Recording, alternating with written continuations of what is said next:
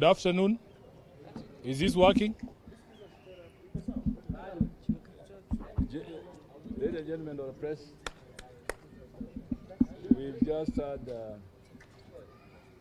Wait, I don't think the mics is on. Are you ready?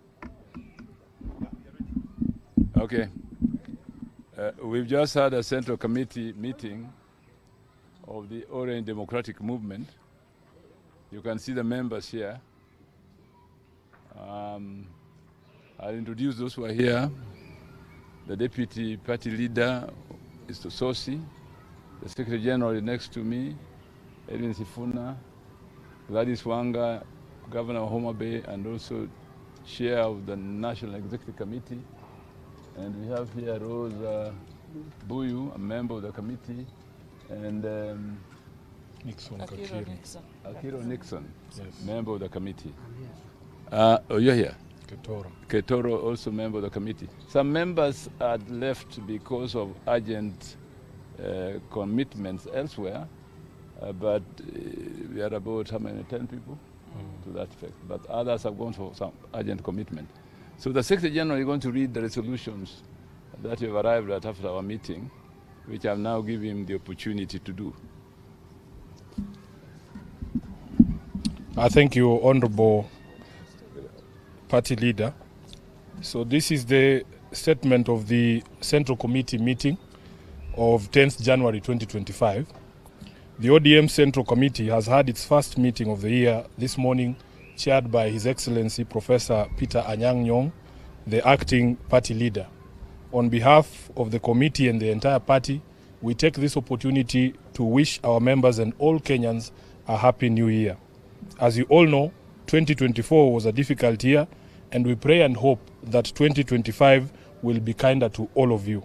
This year, the party will be reaching a significant milestone, celebrating its 20th year of existence.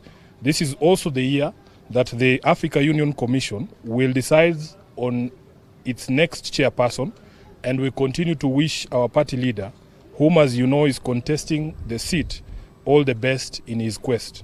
We have no doubt that he will bring it home for all Kenyans and for Africa. Given the significance of the year ahead, we want to assure our members and the public at large that ODM shall remain a force for good. We shall remain the foremost defender of democracy with all its attendant freedoms and full participation of the people, transparency, good governance, justice, fairness, and equity. These are the values upon which this party was founded and must remain our guiding star in all engagements with issues affecting the people. We call on all our members to remember that ODM remains a distinct political party in competition with all others to win power by democratic means. To this end, we must all be guarded in pronouncements on the future of the party and particularly refrain from beating the drums of our competitors. We must continue to strengthen ourselves in preparation for the battles ahead. Following the largely successful grassroots elections in November at all polling units in all the 47 counties, the party received 41 appeals. The cases have been reviewed for merit, with most of them being found to be frivolous. A total of 6 appeals were found to be supported by evidence and will be proceeding to hearing before the party's appeals committee. The Central Committee has therefore this morning seconded His Excellency Abdul Swamad Sherif, the Honorable Rosa Buyu, and the Honorable Abdisalan to be members of the Appeals Committee for purposes of those 6 appeals.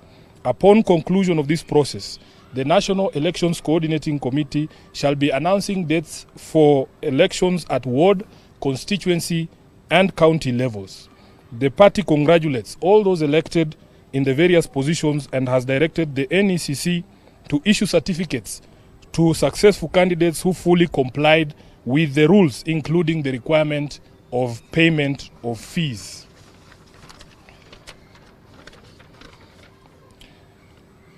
This meeting further resolved to convene a meeting of the party parliamentary group prior to the resumption of regular sittings of Parliament in February to consult with our members on priority legislative business for the party.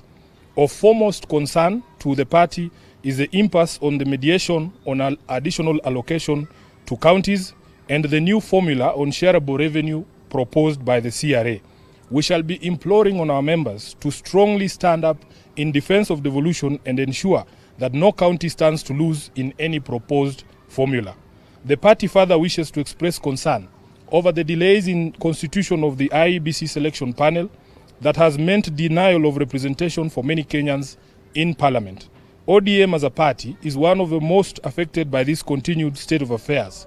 We are down 3 members in the National Assembly alone, with pending by-elections in Ugunja, Magarini, and 1 nominated member, all which were held by ODM.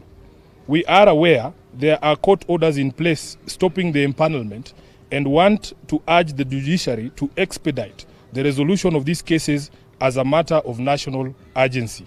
The by-elections aside, the new commissioners will require time to settle in and begin preparations for the 2027 general election.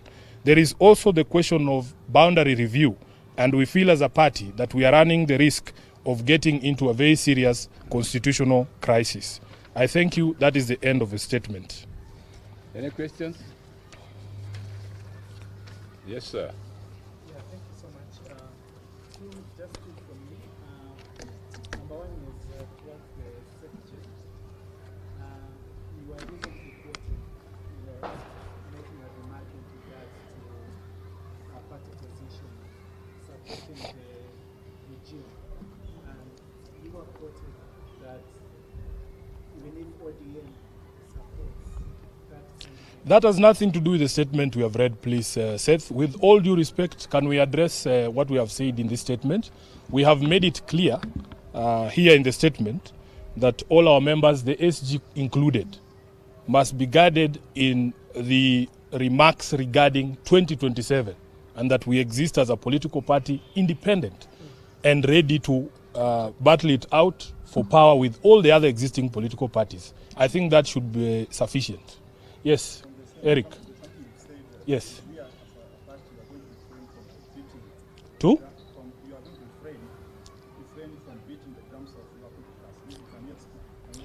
I think it is clear that we are ODM. We should only speak about ourselves and strengthen ourselves in order for us to be able to capture power, which is what all political parties exist to do. So really it should be as clear as that. And you are aware that even legally, under the Political Parties Act, it is not allowed for members to be preaching the gospel of other political parties other than the parties on which they were elected. That is the law. My name is Barak. Yes. I work for the Legals. In terms of preparedness, Yes. is ODM prepared? Because Kenyans have been seeing ODM as the alternative party to form the next government. In terms of your preparedness for the 2027 election, are we seeing ODM producing a presidential candidate? I think part of what we have addressed here and what we began last year with the grassroots elections is part of that strengthening process.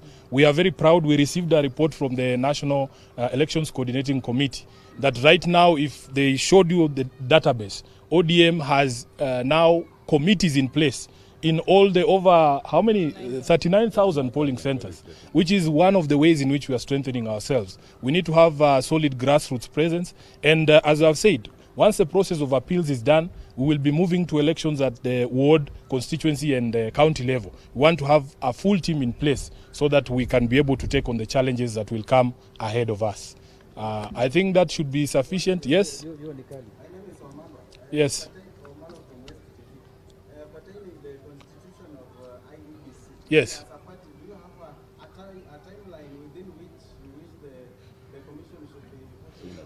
It is not in our hands because, as we said, there is a court order, I think, that was secured from a court in Kiambu, stopping the empanelment of that selection panel. What we have urged in our statement is that the judiciary now needs to consider this a national emergency and make sure that they resolve those cases as quickly as possible. In fact, the Chief Justice should give priority to those cases so that we can be able to resolve all the questions and have a panel in place, as we have said, because these commissioners who will come in will require time to settle in and to acclimatize and to also get the preparations for that election of 2027 going. Thank you very Asante much. sana. Mungu awabariki. Yeah.